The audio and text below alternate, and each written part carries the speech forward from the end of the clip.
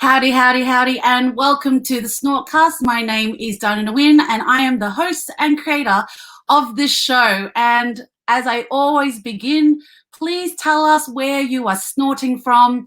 I would love to find out where this show is reaching you.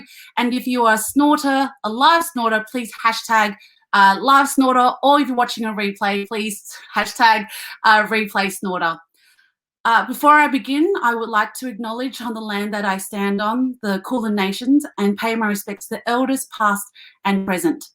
Sovereignty has never been ceded, and this is and always will be Aboriginal land. So what is the SnortCast? The SnortCast is a show where I interview comedians and funny people from all around the world talking about their funny, how they got into comedy, and what are the processes they use to tell their story using comedy.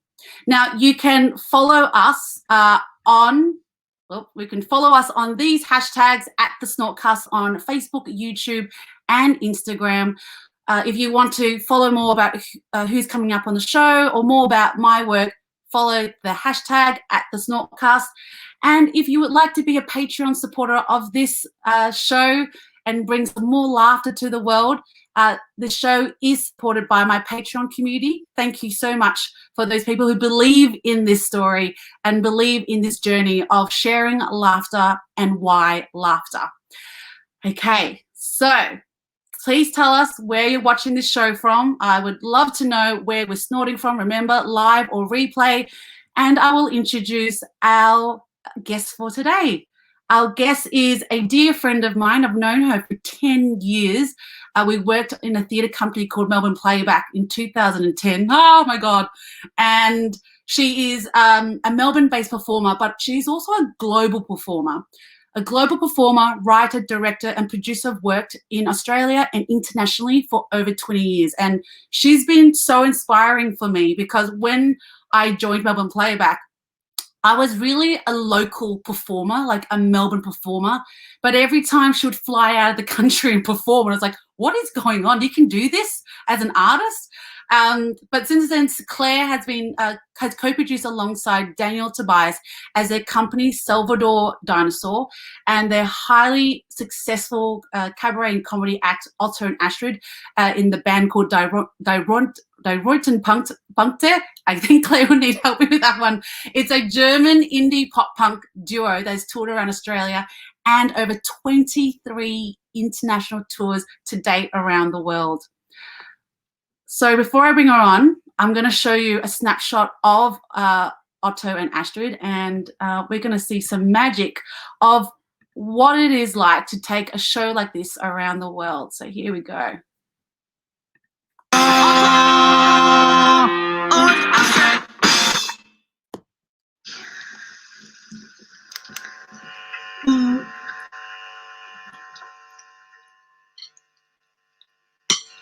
Did you have the wrong sticks in the hand? It's just, I like it like this. Yeah, but how do you know which stick is for which hand? This is my hi-hat stick. See how it is all worn down? And this is my snare stick. Almost perfect, all red. This is bashing on the hi-hats. Why don't you like swap them over so you could have them even up? I like having a really red stick. Eventually you're going to have one really thin stick and one fat stick. Yes. You like that? Yeah, then I will see how much power has gone into my hi-hats. Okay. Are you ready? I know what I'm doing, Otto. Wait. Okay. Get your finger out of my ass. Get your finger out of my ass. Get your finger out of my ass. Get your finger out of my ass. Because I wanna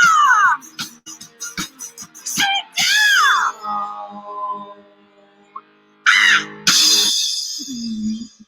And I welcome Claire to the show. Hi, Diana. Hi, Claire. Welcome to the show. I'm drinking ginger and peach kombucha in your honor. You know me very well.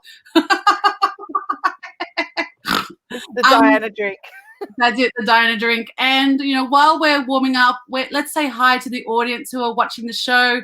We've got India, we've got Malaysia, we've got Kuwait, Pakistan, Zambia. We've got international. We've got Williamsburg. We've got Ohio. Thanks, North Carolina, for joining us. It's morning in the US. Claire, I've given you a little bio about you, but can I ask, who are you? Who is Claire? Well, that's strange. Well, I mean, I work as a performer, and I think I do fairly varied things. I think to kind of stick around in the independent arts for this long, you have to sort of be fairly versatile. As you said, we met in Melbourne Playback. I'm also a bit of a stayer. I really stick at things. So like when I met you in Playback in 2010, I mean, I can't quite remember when I left, but I know I was in that company for 16 years. And it was my first paid work as a performer in that company from memory. And then clown doctoring, which we also do together. You know, I've been doing that for, I think it's 21 years now. So I mean, and they're kind of like these regular, if you like, kind of like part-time commitments that I've had that have sort of been ongoing work with companies or organizations. And then during that time that I've made my own work with other people, you know, mostly collaborating with other people, creating new work. Yeah. And you've done very well because you've taken your work overseas. Yeah, I mean, it's interesting. It's sort of one of those things where, you know, you could say Otto and Astrid die Rottenpunkte to one person and it would be very exciting. They love us.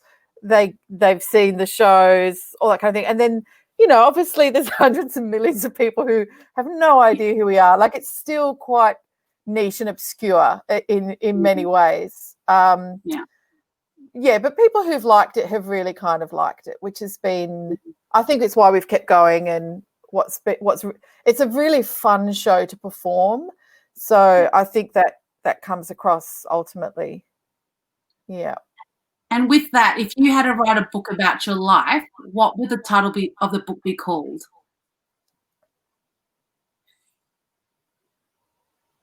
Making it up. Go on. I don't know. I mean, probably anyone you ask could say that, couldn't they? I mean, everyone's just making up their life as they go. Yeah,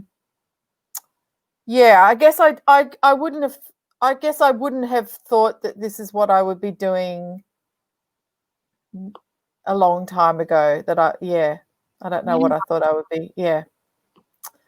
Yeah, if I reflect on my life, I don't think I would have sustained a career this long. Like, when did you realize that this was a forever job? Because you've been doing this for so long now. Well, yeah,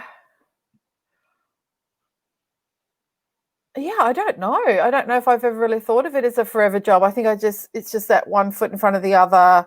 This is what I'm doing. This is what I'm doing. And you just keep going.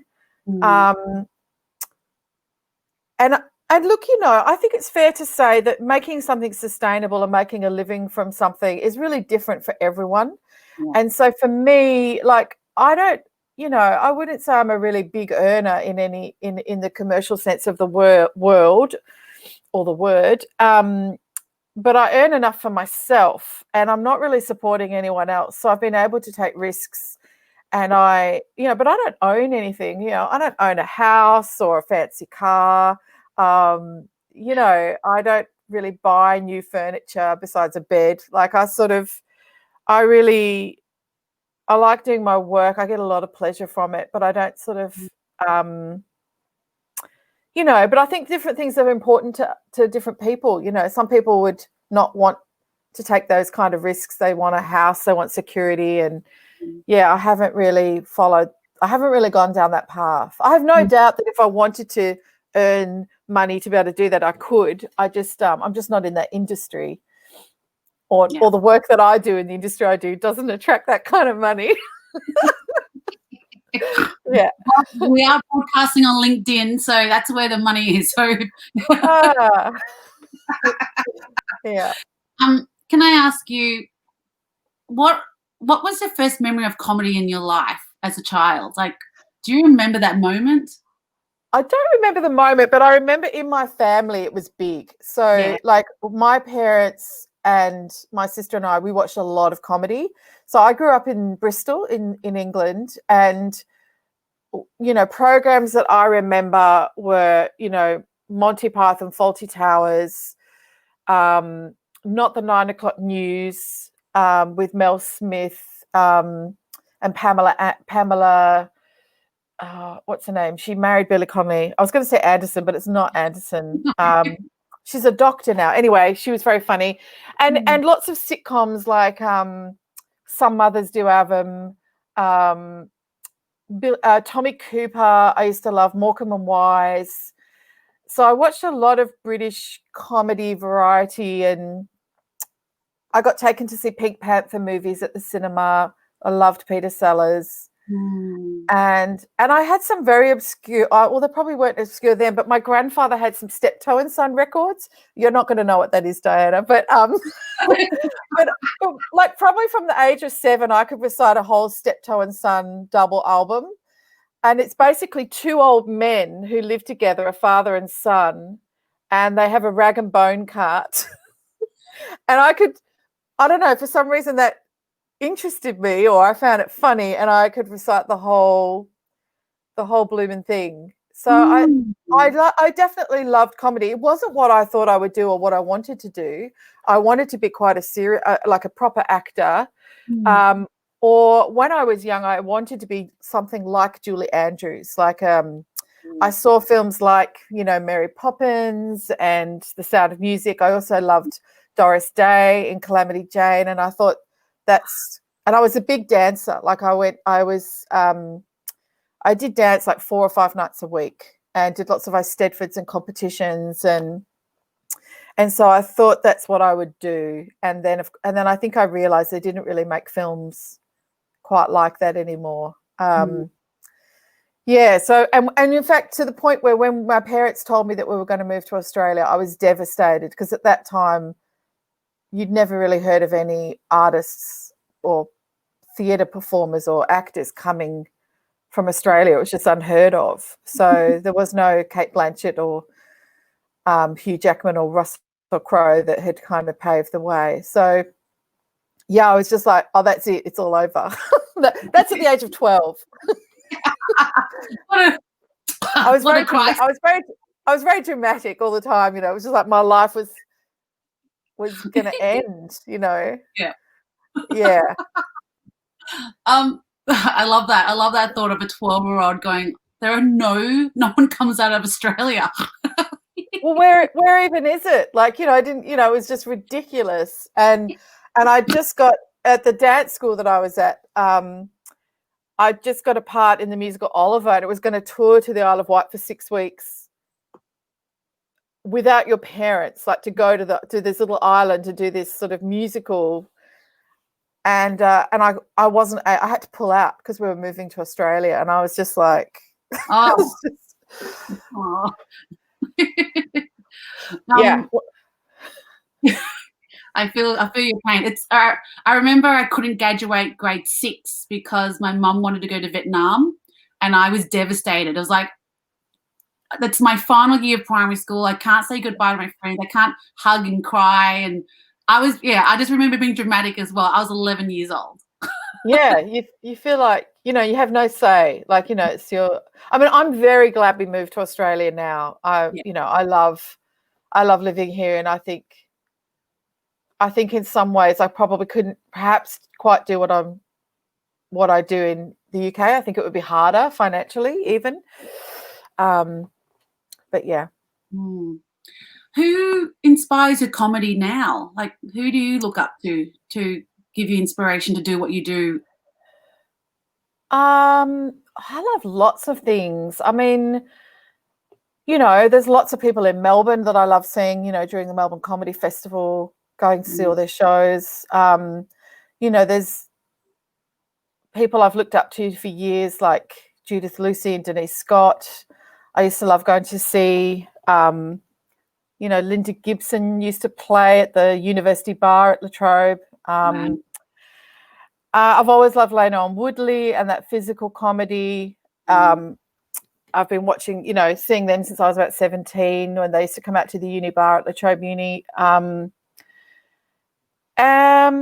Yeah, I like silly things. You know, I'm just trying to think what I've really loved some of Zoe Coombs-Mar's shows in the last few years. I just think she's just such a talent and she's very funny. I definitely remember seeing, I think it was one of her first or second shows where she played the character Dave, and I remember just absolutely losing it in the audience. I really like Paul Foote. I love his absurdity and his physicality sometimes, just the way he just really pushes something to the nth degree. Yes. And didn't you with Paul Foote like tell him, hey, you should do a show at this time so I can wake up and watch it?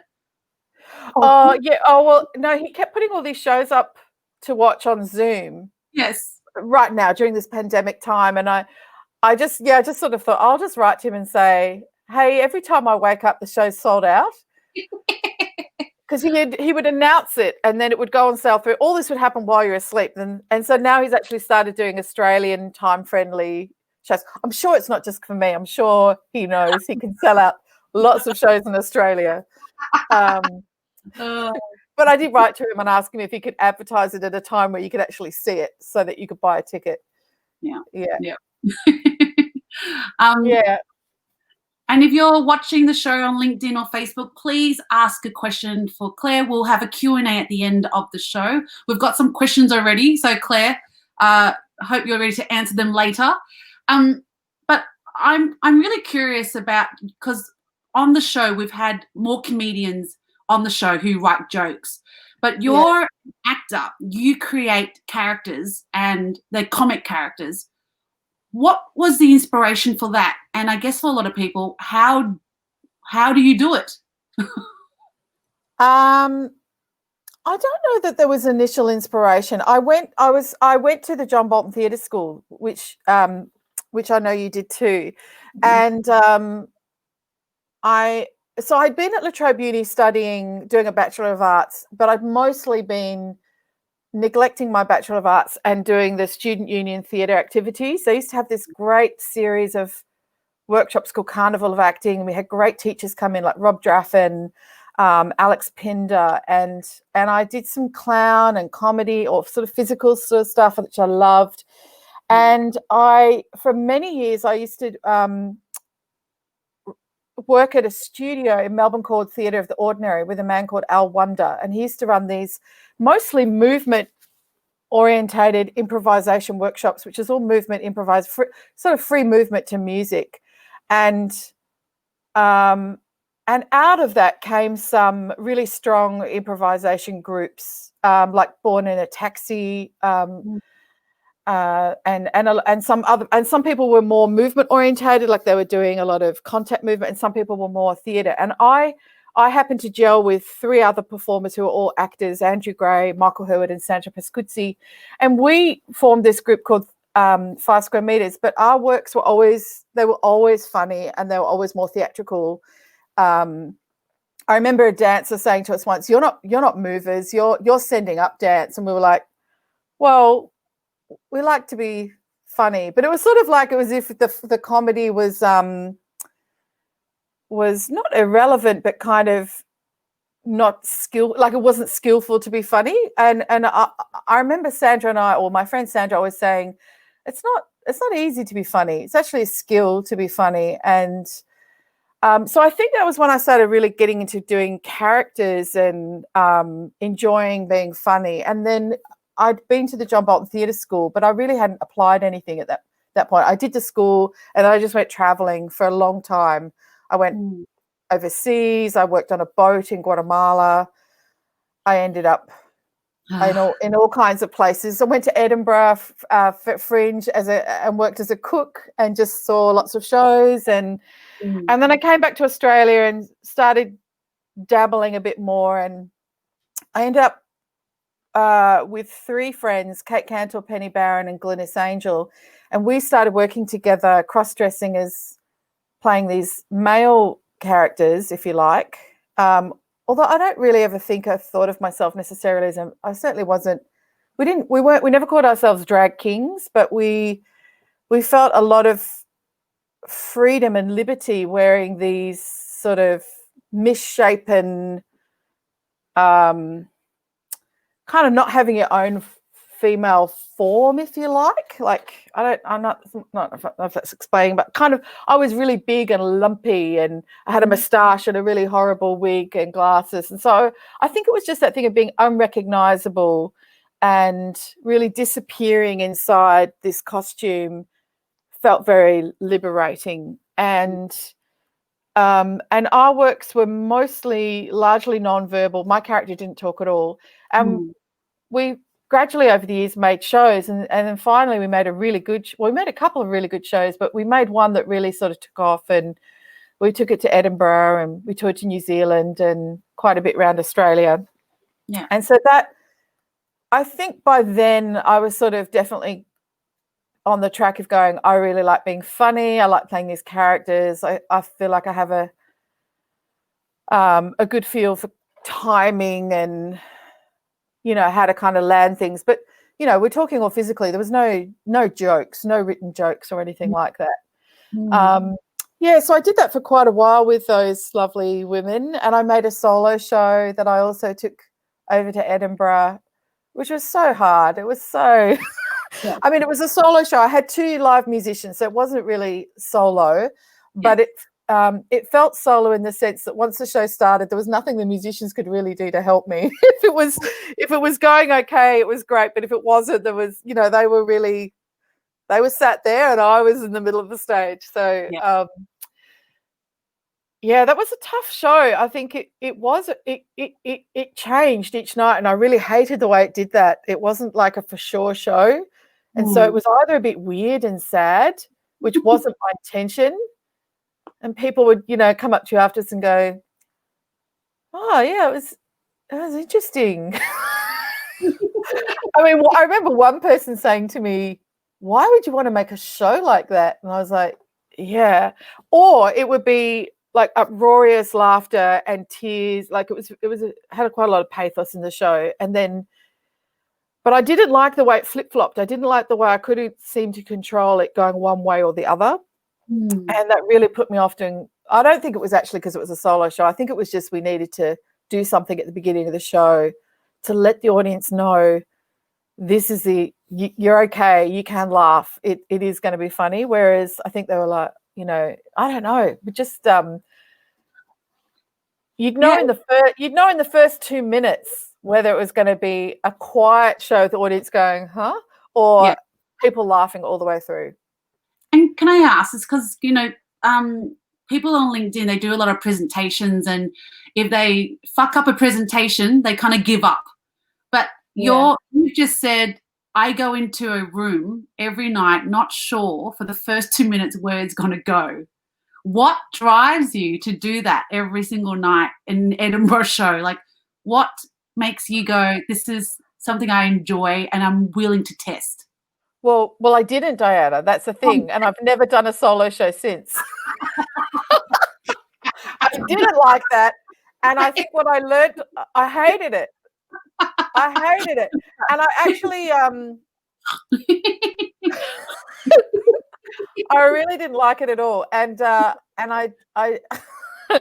and so after that, I was like, I don't want to do a solo show. I really want to collaborate with someone. And I think the other thing, but it was a great lesson to learn that the start of the show and how you set it up and how you get on board with the audience is everything. You can't, it's very hard to win back an audience if you're already in 5 minutes and they've decided something about the show, particularly if it's not a variety show with acts coming on. If it's, you know, your show and it's got a story and yeah. So no, I really hated that.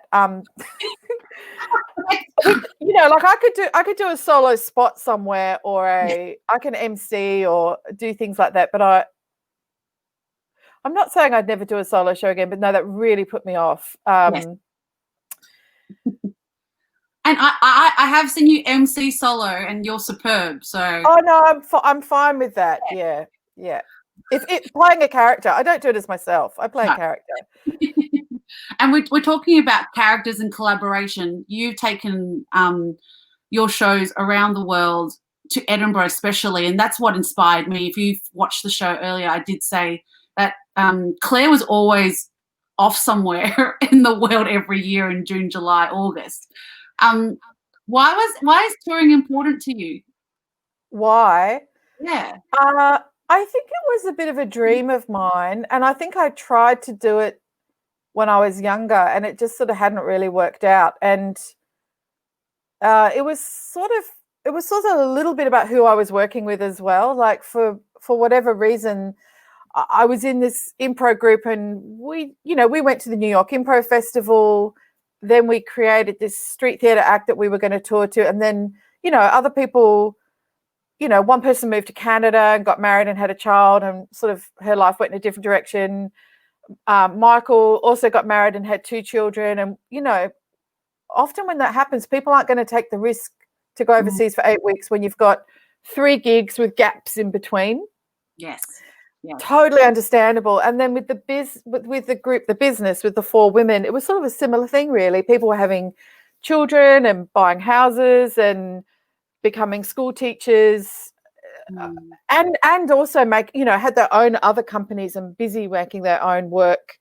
So it was always a struggle for us all to be available or to really kind of get on a path. And then I met Dan Tobias, and that's when things kind of changed, because when I met Dan, he was at a point in his life where he just wanted to absolutely go for it and try things and take risks. And he's much more of a risk taker than me, and he's got much more of an entrepreneurial brain than I have.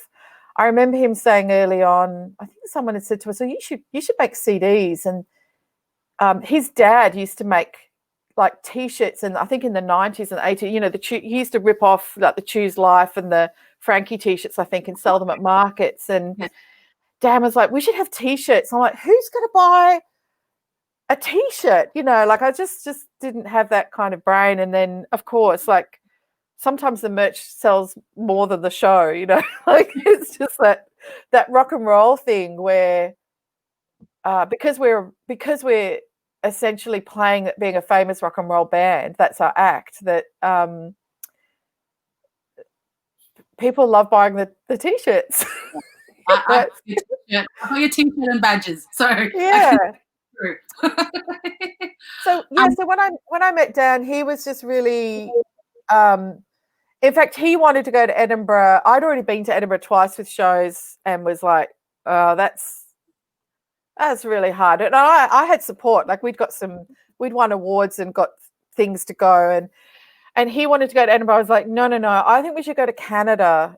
I've heard that there's this Canadian fringe circuit from one side of the country to the other, and I think we should do that. And that way we'll build up our touring chops together.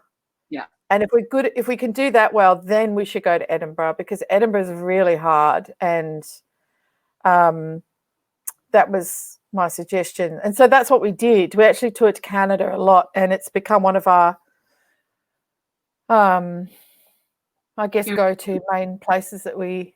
In fact, the year that you joined Playback was 2010, I think you said before. So I think I remember. Well, no, it's 2010. I remember that was the longest. I did a 5-month tour with back-to-back shows. There was no weekend off in 5 months. Wow. And so I think you joined the company and I just left. Yeah, you did. Yeah. All I did was admire you from afar. It's like, who is this woman? Like, I've only met you once and twice, and all of a sudden you're traveling and doing across Canada, really, isn't it? The Canadian tour. Well, that tour we actually, the year before had been our first Edinburgh. So we did go to Edinburgh, and we got the help of two very excellent producers who then managed to organise us a 3-week UK tour, a tour to Germany to Recklinghausen, which is a really cool festival it's called Rufferspiel in Recklinghausen, and to a cabaret Spiegel tent in Berlin. And they took us to America. We went to Spoleto, USA, Ann Arbor Summer Festival. We did this art gallery called Sushi Arts in San Diego. We did an off-Broadway run at a theatre called Barrow Street Theatre. Wow. So they had a production of Our Town, which is a very beloved American musical, and we performed after the musical on the stage. But their set was all these downlights, like it was a very strange place to have a rock and roll band performing. And of course the audience who came, because Our Town had been running for about 2 years at this point in this venue, so everyone knew that this strange band was performing on the set of this very well-known musical. So but that was really fun. Yeah. And then in between all those American gigs, then we did the Canadian circuit as well. Yeah, so that was why I was away for 5 months. Yeah, it's a long time. Yeah, and it was a long time. This year you were away in March in the US, and you had to come back because of the pandemic. Your tour got cancelled, and we're 6 months in.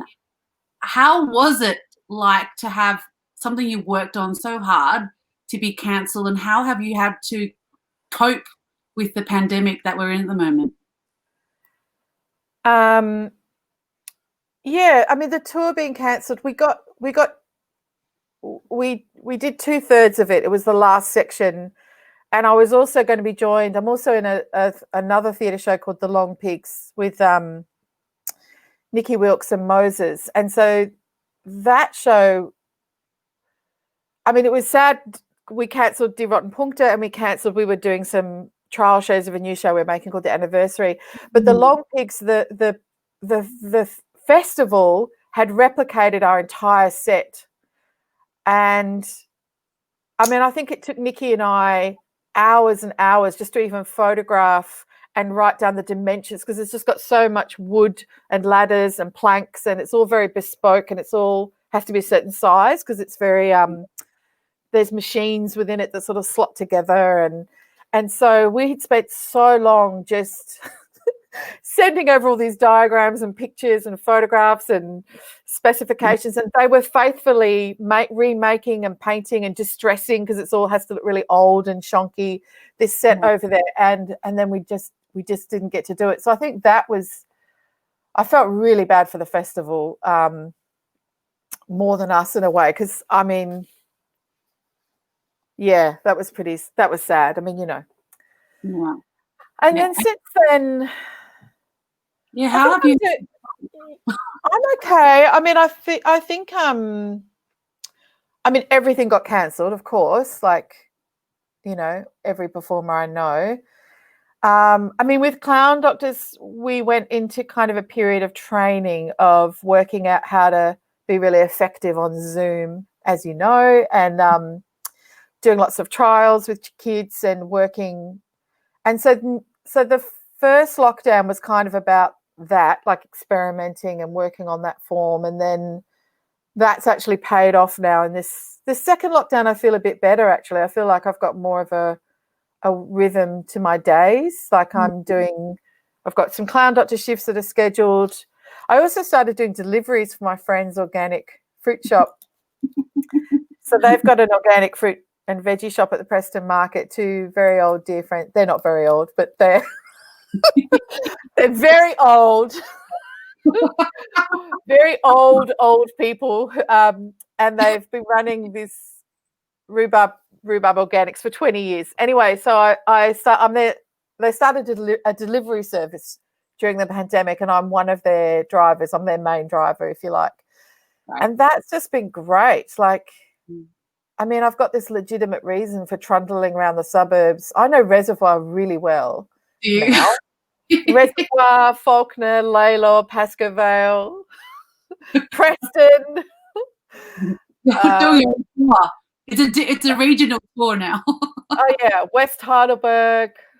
I mean, yeah. So it's kind of all the inner north I'm doing. So I do that a few hours a day, and then Dan and I have started working on a new show, and everything's just sort of on hold and postponed. Like we've got dates to hopefully do a show in December at 45 downstairs, but it just feels, but I just don't know if it's going to happen because, but I don't know. I think I feel okay. I think if I was, 25 and in the, raring to go with my career and very ambitious, and I think it would be a lot harder. In some ways, I think I've really enjoyed the being less stressed and less busy and less chasing my tail. Like as long as I've got a few things to do, I actually feel fine. So this week there's grants due, so I'm busy doing that, and that's one thing. That's one thing you're very good at, Claire, is grant applications, because one, you can sell tickets at the door, but two is that you can get someone to help you pay for development and get you, touring and setting it up. Like you're very good at that. Yeah, particularly with the touring grants, we've been good at that. That it was also part of mine and Dan's. Dan and I had a manifesto when we started working together. And so initially it was tour the world, eat nice food, see other people's shows, be in a show that we really love doing. And we had this rule that if there was any part of the show that one or the other of us didn't quite like it was like, I always hate saying that line, that we had to really work to change it and make it so that every part of the show we liked performing. Yes. And why not? It's our show. We've only got ourselves to blame if we don't like our show. How stupid would that be to write a show you don't like performing? And then after a few years we added things like make it sustainable, and then a few years later, let's make some money. And I think what's been great about working with Dan, I mean, besides the actual creative kind of synchronicity, like we just really work well together on stage. It's fantastic, and we've got a really strong friendship. Like we're actually a duo that when we go on tour, we can totally do our own thing, but we also love going to see, we love going to music festivals and seeing bands and going to see. We went to New York again a year ago today. We were in New York and we went and saw, musicals and theatre and, so it's really great having someone to tour with who, you can do a lot of things together or spend time apart. And so we've got a lot of, good friends everywhere. So we have a really great time. And so we're also two people who, if there is a gap in our tour, we're okay with that. We'll just go, okay, well, I'm going to go and do this for a week, or I'm going to go and stay with my friend in Toronto, and he's going to go and stay with his friend in Vancouver, and then we'll meet up again in Winnipeg, So it has been a real blessing meeting him, and for both of us, I hope. Like, I know. Well, I know it's true. I know that we've both really influenced each other and changed each other's lives in some way. Like it's been 16 years now, so it's like it's such a marriage.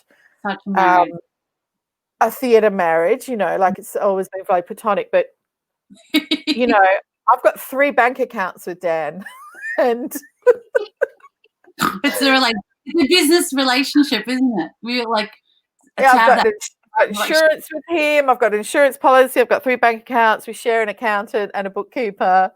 We have a shared online diary. Yes. And look, that really inspires me, because you've seen Fee and me. We're in our 10th year next year, but we're not doing the kind of work that you're doing, which I crave for. But I understand I have had to compromise to be able to work with my co-collaborator. that she's a full-time mum now. She's got a job, and I've had to be really flexible to make sure that this dream keeps going. So, you know, what you and Dan have is amazing. To have someone, It is. Yeah. yeah, It is. No, it is special. And I mean, and a duo can be hard. Like, it's not like we haven't had our hard time. We've definitely had our tricky tour where we really, we had counselling mid-tour. great. Oh, I remember. And I remember flying. We left at the end of the tour. We both went our separate ways, and I came back to Australia earlier than him. And I remember, he won't mind me saying this because he knows, but I remember writing a list of other people I wanted to work with because I just couldn't. I just was like, it's over. Like, there's no way we can work together. And then, and I think we were making a music video together with 3 other friends, and so it's somehow that because we always are on. Behave better when we're around other people. So having to be polite with each other because we were with these 3 other people who we really like, making a very fun music video helped us kind of.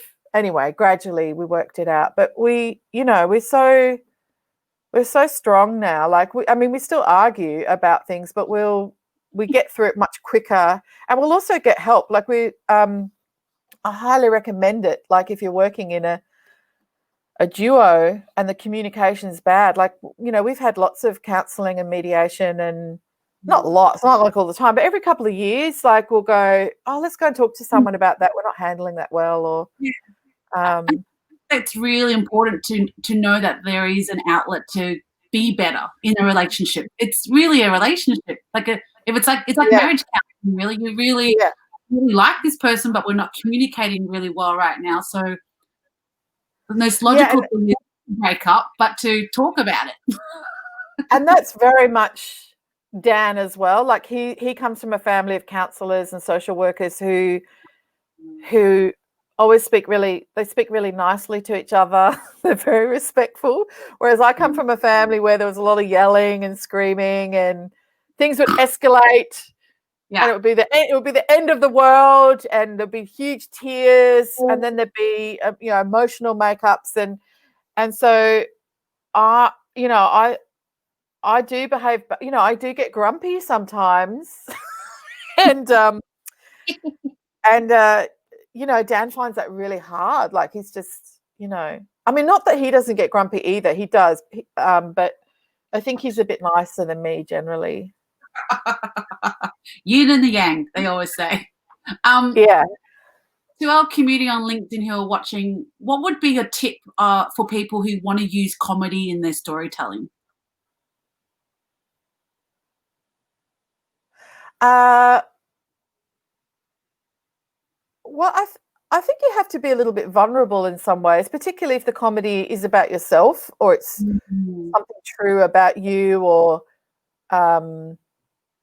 even if it is a character you're playing, like the truth of the character can be quite vulnerable. And is it Matt Lucas from, the 2 guys, David Walliams and Matt Lucas, who did Little Britain? He says there's no vanity in comedy. And I really relate to that. Like Astrid sort of just definitely tries to be glamorous. Like she has great dresses and all the makeup and everything, but she's very much a buffoon and a clown, and she can be very ungainly on stage and crashing around on a drum. So I like that. I like kind of playing with I think you have to kind of let go of the ego in a way to let people really laugh at you. And yes, that's what I like about our comedy or my comedy. Like I feel like I think some people can be really slick. They've got jokes, they look good, they look amazing, and it's there's a lot of control about that, and I feel like I like things to be a bit messier and a bit more raw. Yeah. No. While still playing characters, like we are. Yeah. Does that answer the question? Yeah, it does. No, it does. vulnerability and taking the ego out. Yeah, I mean, I think clown doctoring can be a bit like that, Diana. Like, you know, when we walk into a room together, you know, the curtains are closed. You know, you're really taking this risk. Like, they might not like us, and we might not make them laugh.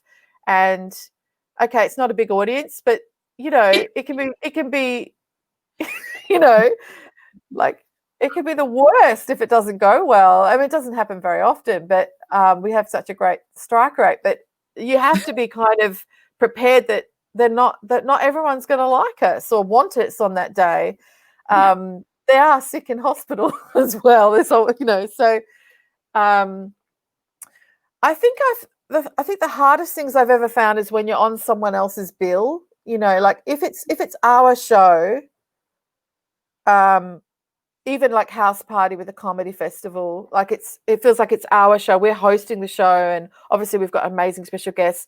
But whenever I've done things like been on someone else's show, a comedy festival or road show, sometimes I think sometimes that can be harder because we often look odd in a more mainstream comedy lineup. Like we're not really in that world. We're not stand-ups, and so when we bounce out on stage with, you know, Dan's got full makeup and massive lipstick, and you know, and you're in Morwell, or you know, it can either go one way or the other. Like it's either you just disarm everyone and they love you, or it's like, no, you're not for us. We didn't want you. Bring back the other guy who was on before. So it doesn't happen very often, but occasionally you feel like you're on the wrong bill at the wrong time. Yes, but I think that's the magic of the difference between stand-up and theatre comedy, if I could say it like that way, is that it allows lineups to have different gear shifts. Because if you had 6 comedians coming on all in a row, I wouldn't be able to digest that as an art form. But when you come on, you kind of I know it looks you might look odd on the lineup, but you're actually like shifting, cutting gears. You're kind of like, you know, saying we're different, and we're, as you know, it's comedy still, I guess I'm trying to say. It's not any different to a stand-up comedian. That's why I thought it was really great to have a variety of people on the show who aren't just stand-up, but who work in comedy like you, and you know, have successfully done it just using comedy. Yeah, I mean, I think we've got better at some of those gigs, and I think we've got a bit more assertive about what we need to do at the beginning. Like, we can't just come on and get straight into the song. We actually do have to establish that we're brother and sister, that there's what the game is between us in order to set up the song, because our songs aren't even joke songs either. Like some musical comedians, they write, you know, they're real joke songs. The whole song is a joke, and so our songs are sometimes quite passionately about a robot lion or a giant, but they're not necessarily. They don't necessarily have gags in them. They're just things that the characters are passionate about. Yes. So if you don't get a sense of the character, then everything is just a bit weird and lame, you know. So I remember once we did one of those, you know, at the Hi-Fi bar, which is now Max Watts. We did one of those.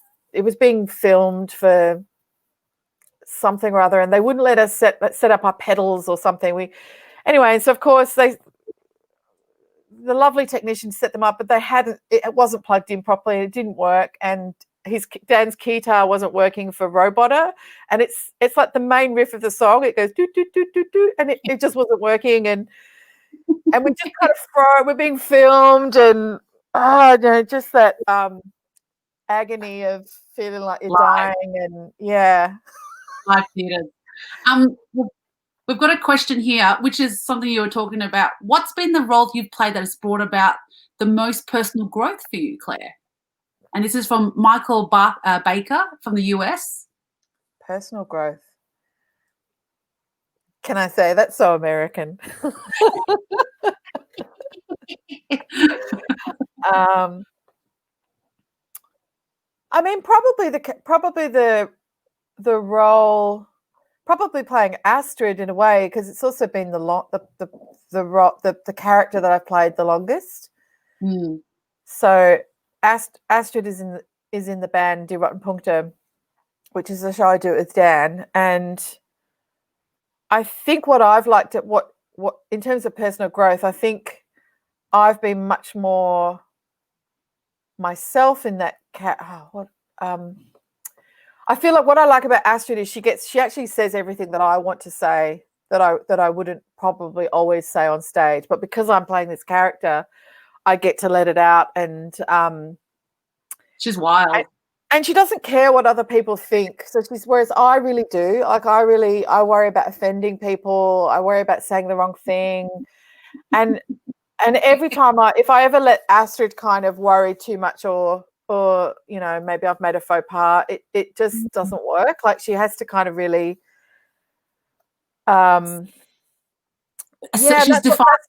and that's what the audience like about her too. She stands up for herself as well, so she doesn't take any crap. So she actually reminds me of the character I play, which is the mum, because I'm opposite from the mother. Like she's the archetype, like really assertive and defiant, and doesn't give a bullshit about anything. I can hear it. And Karen Lee Morrison from Melbourne also asked, who is your favorite character you enjoy playing the most? Is that Astrid? Is that what you were saying? I think so, yeah. I mean, I used to love playing the character Pierre. It was sort of, I guess he was a male character. It wasn't really male because I was playing it, but I liked playing him too. But he didn't speak, and so by the time I met Dan, I had a few. I said I want to play a woman, and she's got to talk and have a voice, and so I think that's been, I've really liked that. We've also got another question from Karen. Claire, what's happening with acting with COVID? Well, so much. Not much. I mean, the theatres they're all shut. I mean, you can. I mean, we're working on a show in that we're writing and we're doing early development on a show, but we're not in the same room. We're just on Zoom. So, but in terms of acting, I mean, I feel like with the Clown Doctors, that's performing and that's going really well. Like we're zooming into hospitals, into clinics, and it's been really successful working with the kids in that way more than I thought it would be actually.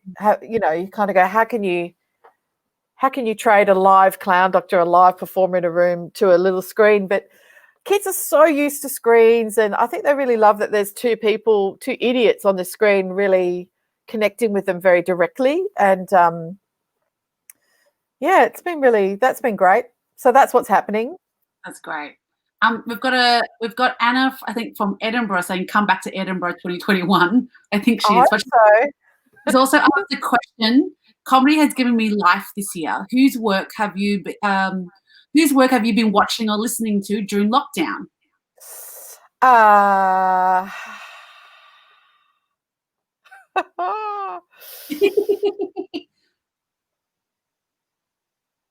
always go blank when people ask me questions like this. You watch a lot of movies. I mean, I watch a lot of stuff. I mean, probably like everyone, I watched Normal People, which I loved, and then I read the book. I watched The Great, which I really loved.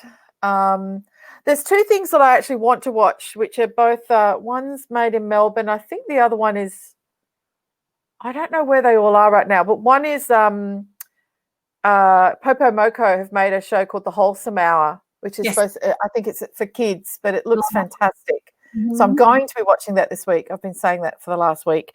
And then the Travelling Sisters have just made a show. It's called, what's it called? Mullet. Mm-hmm. Is it just called Mullet? Yeah. Something like that. And they've made a web series.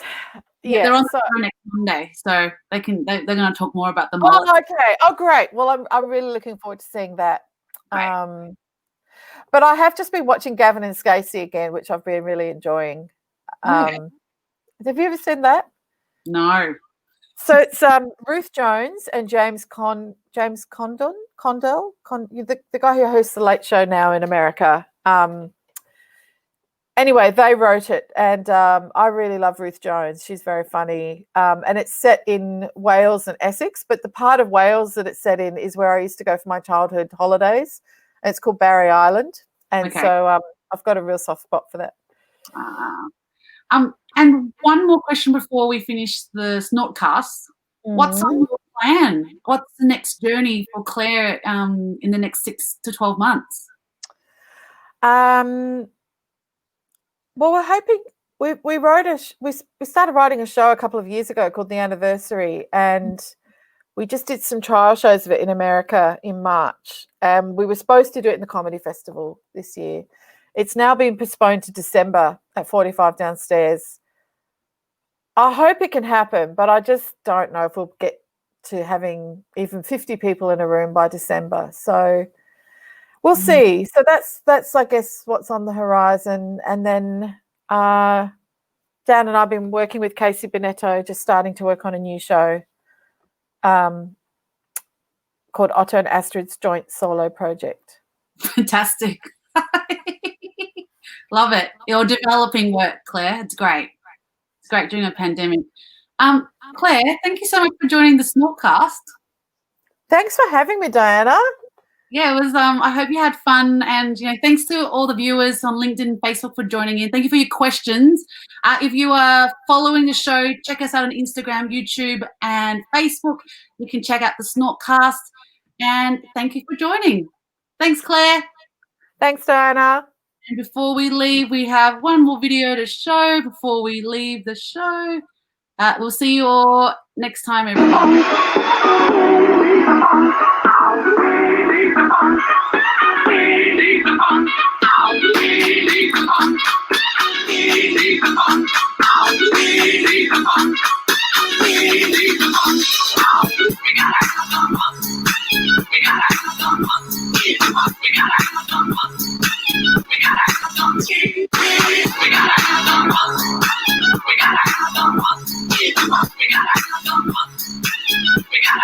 Yeah, baby.